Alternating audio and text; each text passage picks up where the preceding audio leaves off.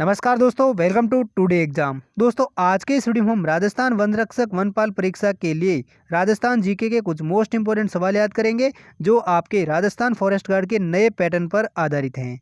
अगर दोस्तों आप भी राजस्थान वन रक्षक वनपाल परीक्षा की तैयारी कर रहे हैं तो इस वीडियो को लास्ट तक जरूर देखें और इन सभी सवालों को जरूर याद करें, क्योंकि दोस्तों ये सभी सवाल है जो बहुत बार राजस्थान फॉरेस्ट गार्ड के एग्जाम में पूछे गए थे। और दोस्तों इस वीडियो के लास्ट में एक सवाल आपसे भी पूछेंगे जिसका जवाब आपको कमेंट बॉक्स में लिखकर बताना है, इसलिए इन सभी सवालों को आप जरूर याद करें। तो दोस्तों देखते हैं पहला सवाल है, निम्न में से किस शासक को जाटों का प्लोटो या अफलातून कहा जाता है? तो दोस्तों इस सवाल का सही जवाब है ऑप्शन ए यानी जाट शासक सूरजमल है जिनको जाटों का प्लेटो या अफलातून कहा जाता है। किस शासक को जाटों का प्लेटो या अफलातून कहा जाता है? सूरजमल को। और सूरजमल किस जिले के शासक थे? वो थे भरतपुर जिले के शासक थे। अगला दूसरा सवाल है, राजस्थान में भारत की पंचायत राज व्यवस्था कब लागू हुई थी? तो दोस्तों इस सवाल का सही जवाब है ऑप्शन बी यानी साल 1959 में राजस्थान में भारत की पंचायत राज व्यवस्था लागू हुई थी। कब लागू हुई थी पंचायत राज व्यवस्था राजस्थान में? साल 1959 में। और ये सबसे पहले नागौर जिले में लागू हुई थी। किस जिले में लागू हुई थी? नागौर जिले में। अगला सवाल है, राजस्थान के किस जिले को मैनचेस्टर भी कहा जाता है? तो दोस्तों इस सवाल का सही जवाब है ऑप्शन डी यानी राजस्थान के भीलवाड़ा जिले को मैनचेस्टर के नाम से भी जाना जाता है। किस जिले को मैनचेस्टर के नाम से जाना जाता है? भीलवाड़ा जिले को। और इसको टेक्सटाइल सिटी भी कहा जाता है और वस्त्र नगरी भी जानी जाती है। तो भीलवाड़ा के तीन नाम कौन से हैं? पहला है टेक्सटाइल सिटी, वस्त्र नगरी और मैनचेस्टर। अगला सवाल है, रणथंभौर के चौहान वंश का संस्थापक कौन था? तो दोस्तों इस सवाल का सही जवाब है ऑप्शन बी यानी गोविंद राज हैं जो रणथंभौर के चौहान वंश का संस्थापक था। कौन था रणथंभौर के चौहान वंश के शासक? गोविंद राज। अगला सवाल है, राजस्थान इतिहास का प्रथम शाखा किसे माना जाता है? तो दोस्तों इस सवाल का सही जवाब है ऑप्शन बी यानी रणथंभौर को राजस्थान इतिहास का प्रथम शाखा माना जाता है। किसे माना जाता है राजस्थान का प्रथम शाखा? रणथंभौर को। अगला सवाल है, किस फसल को ग्रामीण भाषा में बड़ियों के नाम से जाना जाता है? तो दोस्तों इस सवाल का सही जवाब है ऑप्शन सी यानी राजस्थान की व्यावसायिक फसल कपास है जिसे ग्रामीण भाषा में बड़ियों के नाम से जाना जाता है। किस फसल को बड़ियों के नाम से जाना जाता है ग्रामीण भाषा में? कपास फसल को। और दोस्तों कपास को सफेद सोना भी कहा जाता है।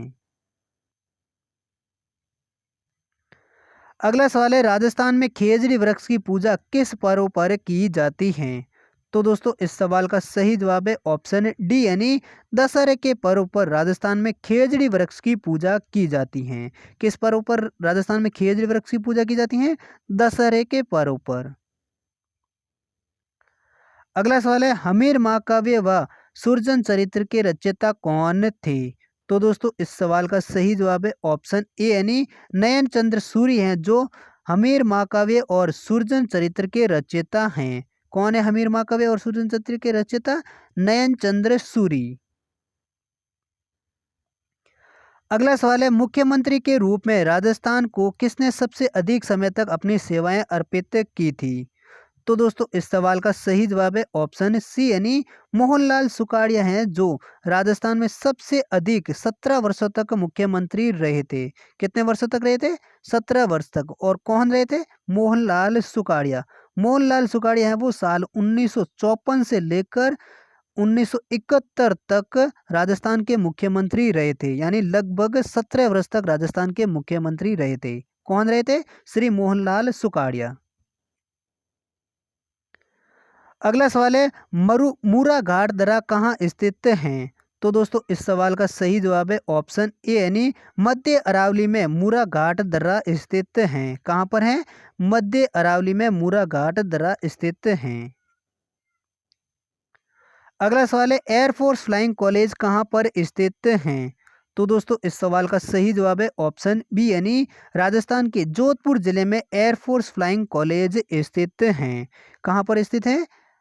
एयरफोर्स फ्लाइंग कॉलेज जोधपुर जिले में, और इसकी स्थापना है माना जा रहा है कि साल 1929 में महाराजा उमेद सिंह ने फ्लाइंग क्लब की स्थापना की थी। अगला सवाल है, शारदा एक्ट का संबंध किससे है? तो दोस्तों इस सवाल का सही जवाब है ऑप्शन ए यानी बाल विवाह से संबंधित शारदा एक्ट का है। शारदा एक्ट का संबंध किससे है? बाल विवाह से। और दोस्तों शारदा एक्ट है वो राजस्थान में कब लागू हुआ था? वो हुआ था 1 अप्रैल 1930 को। कब हुआ था शारदा एक्ट लागू राजस्थान में? 1 अप्रैल 1930 को शारदा एक्ट लागू हुआ था। और शारदा एक्ट का संबंध किससे है? वो है बाल विवाह रोकने के संबंध से। इसी प्रकार अगला सवाल है, चंबल नदी का प्राचीन नाम क्या है? तो दोस्तों इस सवाल का सही जवाब है ऑप्शन सी यानी चंबल नदी का प्राचीन नाम है वो है चम्रणीयवती। क्या नाम है चंबल नदी का प्राचीन नाम? चम्रणीयवती है जो चंबल नदी का प्राचीन नाम है। अगला सवाल है, राजस्थान की सबसे लंबी अंतर्राज्यीय सीमा किस राज्य से लगती है? तो दोस्तों इस सवाल का सही जवाब है ऑप्शन ए यानी मध्य प्रदेश राज्य के साथ राजस्थान की सबसे लंबी अंतर्राज्यीय सीमा लगती हैं। और ये कितनी लगती हैं? वो लगती हैं लगभग 1600 किलोमीटर हैं वो मध्य प्रदेश के साथ राजस्थान की सीमा लगती हैं। और सबसे कम पंजाब राज्य के साथ लगती हैं, जो कितने किलोमीटर लगती हैं? 89 किलोमीटर पंजाब के साथ राजस्थान की सीमा लगती हैं। अगला सवाल है, अलाउद्दीन खिलजी ने रणथंबोर पर आक्रमण कब किया था? तो दोस्तों इस सवाल का सही जवाब है ऑप्शन बी यानी 1301 ईस्वी में अलाउद्दीन खिलजी ने रणथंबोर राज्य पर आक्रमण किया था। कब किया था? 1301 ईस्वी में। और किसने किया था? अलाउद्दीन खिलजी ने। और कहां पर? रणथंबोर पर। अगला सवाल है, राजस्थान की एकमात्र देवी जिसकी खंडित मूर्ति की पूजा की जाती है। तो दोस्तों इस सवाल का सही जवाब है ऑप्शन सी यानी शीतला माता एकमात्र देवी हैं जिसकी खंडित मूर्ति के रूप में पूजा की जाती है। किस देवी की? शीतला माता देवी की। और शीतला माता देवी का मंदिर कहाँ है? वो है जयपुर के साकसू में। कहाँ पर है? जयपुर के साकसू में है वो शीतला माता का मंदिर है। अगला सवाल है, उत्खनन भूमि किस नदी अथवा क्षेत्र में पाई जाती है? तो दोस्तों इस सवाल का सही जवाब है ऑप्शन डी यानी उत्खात भूमि है वो राजस्थान के चंबल नदी के अफवाह क्षेत्र में पाई जाती हैं। किस क्षेत्र में पाई जाती हैं? चंबल नदी के अफवाह क्षेत्र में। कौन सी भूमि? उत्खात भूमि। इसी प्रकार अगला सवाल है, डांग क्षेत्र में आने वाले भूभाग कौन से हैं? तो दोस्तों इस सवाल का सही जवाब है ऑप्शन डी यानी धौलपुर, करौली और सवाई माधोपुर का कुछ भाग हैं वो डांग क्षेत्र में आने वाले भूभाग हैं। यानी इन चारों ऑप्शन में हैं वो सही ऑप्शन है। यानी धौलपुर, करौली और सवाई माधोपुर का कुछ भाग है वो डांग क्षेत्र में आने वाले भूभाग हैं। और इस सवाल को ऐसे भी पूछा जा सकता है कि डांग क्षेत्र के वाले जिले कौन-कौन से हैं? तो डांग क्षेत्र वाले जिले कौन-कौन से हैं? धौलपुर, करौली और सवाई माधोपुर का कुछ भाग हैं वो डांग क्षेत्र में आते हैं। इसी प्रकार अगला सवाल है, जय सिंह द्वितीय ने जंतर मंतर नियमन में से किस शहर में नहीं बनवाया है? तो दोस्तों इस सवाल का सही जवाब है ऑप्शन डी यानी राजा जय सिंह द्वितीय हैं जिन्होंने अयोध्या शहर में जंतर मंत्र का निर्माण नहीं करवाया था। जबकि जयपुर, बनारस, मथुरा और दिल्ली में जंतर मंत्र का निर्माण करवाया था। कहाँ पर करवाया था? जयपुर, बनारस, मथुरा और नई दिल्ली में है जो जंतर मंत्र का निर्माण करवाया था। और किसने करवाया था?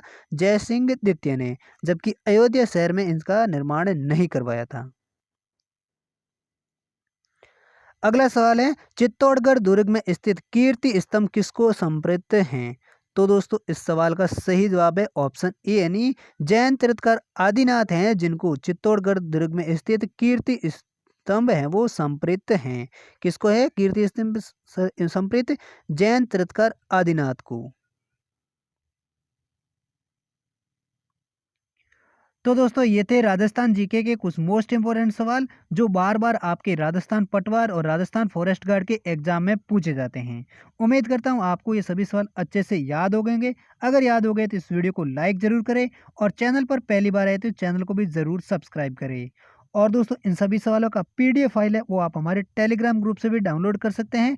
टेलीग्राम ग्रुप का लिंक है वो आपको हमारे इस वीडियो के डिस्क्रिप्शन में मिल जाएगा, जहाँ से आप टेलीग्राम ग्रुप को ज्वाइन कर सकते हैं और सभी सवालों का टीडीएफ भी डाउनलोड कर सकते हैं। और दोस्तों इस वीडियो के लास्ट में अब एक अभ्यास सवाल है जिसका जवाब आपको कमेंट बॉक्स में लिखकर बताना है।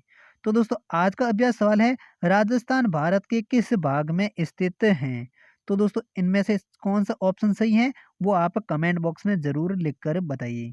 तो राजस्थान भारत के किस भाग में है, सही जवाब कौन सा है वो आप कमेंट में जरूर लिखिए। और भी आपके मन में कोई सवाल या डाउट हो वो भी आप हमें जरूर पूछें, इंस्टाग्राम या टेलीग्राम या फेसबुक व्हाट्सएप पर कहीं पर भी पूछ सकते हैं।